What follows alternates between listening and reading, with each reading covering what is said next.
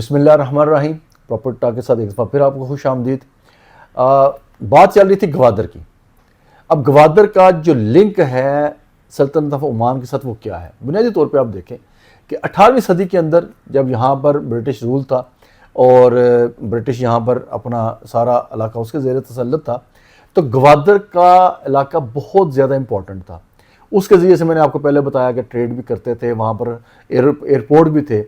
تو وہیں سے اپنے اس وقت بھی گوادر سے جو عمان کی فلائٹس ہیں ابھی بھی چلتی ہیں، تو لہٰذا گوادر انٹرنیشنل ایئرپورٹ ابھی بھی موجود ہے. تو اگلا نیا جو ایئرپورٹ ہے وہ تو اگلی ویڈیوز میں بتائیں گے کہ اب کیا ہونے جا رہا ہے. لیکن جو ایک ہسٹری گوادر کے حوالے سے کہی جاتی ہے وہ یہ کہ 18ویں صدی میں جب برٹش کا رول تھا تو اس کے اس دوران میں اس ایریا کا جو تسلط تھا، جو حکمرانی تھی، وہ خان آف قلات کی تھی. تو خان آف قلات اپنا اس پورے ایریا کی مینجمنٹ کرتا تھا. تو جو مسقط ہے سلطنت آف عمان، وہاں پہ ان کی آپس کی کوئی جنگ ہوتی ہے تو ایک شہزادے کو وہ ملک بدر کرتے ہیں. وہ شہزادہ یعنی سمندر کے ذریعے سے بلوچستان میں آتے ہیں. خان آف قلات کے پاس آ کے وہ پناہ لیتا ہے. تو وہاں سے اب وہ اپنا مدعا بیان کرتا ہے اور اپنی پریشانی کا اظہار کرتا ہے. تو خان آف قلات ان کو یہ گوادر کا حصہ ہے وہ ان کو ان کی مینجمنٹ میں دے دیتا ہے کہ آپ تم جاؤ یہاں پر اپنا جو بھی لگان یا باقی چیزیں ہیں وہ کر کے تو اپنے معاملات چیزیں یہاں سے سدھارو. تو وہ ایک خاص عرصے تک وہ سلطنت آف عمان کا یعنی وہ جو شہزادہ تھا ان کے پاس رہا.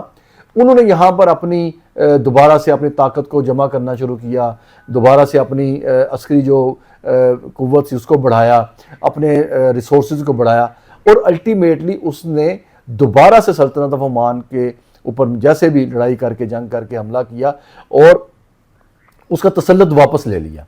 جب واپس لیا تو گوادر چونکہ ان کے پاس تھا آلریڈی، تو یہ سلطنت آف عمان کے ہی تسلط میں رہا، اسی شہزادے کے پاس رہا.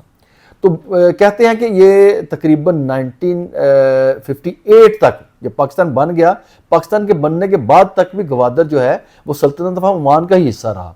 اس وقت پھر اس وقت کے گورنر جنرل اور کچھ جنرل ایوب کا نام بھی لیتے ہیں، گورنر تھے اس وقت، اپنے گورنر جنرل تھے اپنے ظفر نون، ان کا بھی نام لیتے ہیں کہ انہوں نے پھر اس وقت گوادر کو واپس لینے کے لیے اس کی ایک جو قیمت تھی وہ سلطنت آف عمان کو ادا کی. اس طریقے سے گوادر پاکستان کا حصہ بنا. اس کے بعد پاکستان کے تسلط میں آیا اور اس کے اندر پھر باقی کام ہونے شروع ہوئے. اب جب گوادر پاکستان کے حصہ بن گیا تو اب اس کی اگلی جو چیز سمجھنے کی ضرورت ہے وہ یہ ہے کہ اس کی جو اسٹریٹجک لوکیشن وہ کیا ہے. اب اسٹریٹجک لوکیشن ایسے ہے کہ جب آپ نقشہ دنیا کا دیکھتے ہیں اور اس کے اندر پاکستان کا جب نقشہ آتا ہے تو آپ دیکھیں کہ ایک خلیج ہے. جب جہاں پہ پاکستان ختم ہوتا ہے اور آگے ایران شروع ہوتا ہے تو ایک خلیج ہے جو خلیجی ممالک کا ہم نام لیتے ہیں. اس خلیج کے اندر جیسے ایران بھی اس خلیج میں ہے، یو اے ای اس خلیج میں ہے، سعودیہ آ جاتا ہے، یمن ہے، کویت وغیرہ، یہ سارا اس پٹی کی یعنی اس طرف سے ان کا لنک بن جاتا ہے. تو یہ ایک خلیجی ممالک بھی کہتے ہیں. لیکن پاکستان کا جو سینیریو ہے، جو گوادر کا اینڈ ہے، وہ آپ دیکھیں گے یہ خلیج میں نہیں ہے، بالکل کنارے پہ یہ اوپن سی میں ہے. تو دیٹ مینز ایک تو اس کا جو یعنی لاک ہے وہ نہیں ہے، یعنی یہ بالکل اوپن سی میں، اس کے سامنے سارا سمندر ہے. دوسرے اس کے اندر امپورٹنس یہ ہے کہ یہ تمام خلیجی ممالک اس پورے ریجن میں اوپن سی میں ہونے کی وجہ سے یہ گہرا سمندر ہے. یہ گہرائی اس کی سب سے زیادہ ہے. تو جب سمندر گہرا ہے تو تیسری جو اہم چیز ہوتی ہے کہ گہرائی کے اندر آپ کا جو امپورٹنٹ ہوتا ہے کہ جہازوں کی جو بحری جہاز ہوتے ہیں اس میں جو مدر ویسلز ہیں وہ آپ کے یہاں تک جو گہرا پانی ہوتا ہے وہاں تک آ جاتے ہیں. اب چونکہ ٹریڈ ہوتی ہے، اب ٹریڈ جو ہونی ہوتی ہے وہ آپ اس کو اس انداز میں لیں کہ جتنے خلیجی ممالک ہیں وہاں پر مدر ویسلز نہیں جا پاتے. کیوں؟ کہ وہاں کی اس کی ڈیپتھ اتنی زیادہ نہیں ہے. تو یہاں کی چونکہ ڈیپتھ زیادہ ہے تو لہٰذا یہاں پر اس کے اندر پوٹینشیل موجود ہے کہ یہاں پر مدر ویسلز آ سکتے ہیں. اچھا، اس کا جو گہرائی کا تعلق ہے، جب اتنا گہرا ہے، اس کے اندر ایک اور بڑا فیچر ہے وہ یہ کہ جب ٹریڈ، میں نے آپ کو بتایا کہ مدر ویسل اور بڑے جہازوں میں جب ٹریڈ ہوتی ہے تو ان کا ایک جیسے ہمارے گراؤنڈ پہ روٹس ہوتے ہیں، ہوائی جہازوں کے روٹس ہیں، اسی طرح سی روٹس ہوتے ہیں. تو گوادر بنیادی طور پر ان روٹس کے آن دا روٹ ہے، یعنی یہ روٹ کے اوپر واقع ہے. تو لہٰذا یہ بھی اس کی اہمیت ہے. جس طرح میں نے بتایا کہ ایک تو یہ سمندر گہرا ہے، یہاں پر پورٹ کے اندر پوٹینشیل گہرا ہونے کا ہے۔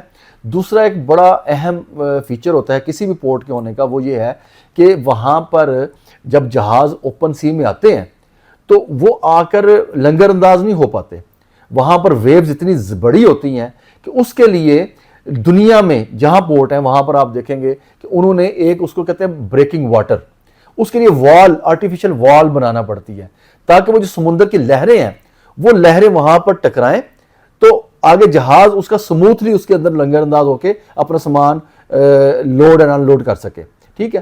گوادر کے اندر اللہ تعالیٰ نے کیا نیچرل دیا کہ آپ دیکھیں کہ گوادر کا ایک بہت بڑی پہاڑی یعنی ایک نیک دی ہے، ٹھیک ہے، وہ جب نیک آتی ہے تو اس کے اوپر آگے بہت بڑی پہاڑی ہے جو کہ کم از کم تقریباً کوئی 12-13 کلومیٹر اس کی لمبائی ہے، ٹھیک ہے، اور 3-4 کلومیٹر 3-3.5 کلومیٹر کے مختلف ایریا سے اس کی چوڑائی ہے۔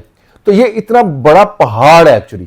اچھا، پہاڑ کو آپ دیکھیں گے، اگر نقشے میں دیکھیں گے تو سامنے اوپن سی جو ہے وہ سامنے فرنٹ کر رہا ہے اس پہاڑ کو، تو ساری جو ویوز ہیں وہ اس پہاڑ سے ٹکراتی ہیں، اور جو اس کے پہاڑ کے اپوزٹ سائڈ پہ آئیں گے تو وہاں پر ویو کے اندر وہ والی لہریں اس طرح سے شدت کے ساتھ نہیں ہیں، تو لہٰذا یہاں پر کام اینڈ کول واٹر ہوتا ہے، یہاں پر آپ کا جو جہاز ہے آرام سے لنگر انداز ہو سکتا ہے۔ تو لہٰذا یہ ایک بہت بڑی نیچرل یہ فیچر ہے کہ جیسے آپ جہاز سے میں نے بتایا کہ پورٹ اب اس کے بیک سائڈ پہ ہے، فرنٹ پہ سمندر آگے ٹکراتا ہے اس پہاڑی کو، یہ بریکنگ واٹر کا جو ہے وہ رول ادا کرتا ہے جو کہ اللہ تعالیٰ نے ہمیں نیچرل دی ہے، ٹھیک ہے، اور اس کے بیک سائڈ پہ جو ہے نا وہ پورٹ کے لیے جگہ بنی ہے جہاں پورٹ بن رہی ہے، اور یہ پوری برتھیں اس کے ساتھ ساتھ بنے گی۔ وہ ان شاء اللہ تعالیٰ ہم اس کو ڈیٹیل پورٹ کے حوالے سے ایک دن ویڈیو کریں گے تو صرف پورٹ کے فیچرز بتائیں گے۔ تو آج کے لیے اتنا ہی کافی ہے، تو اپنا خیال رکھیے گا، اپنے چینل کا خیال رکھیے گا، اللہ حافظ۔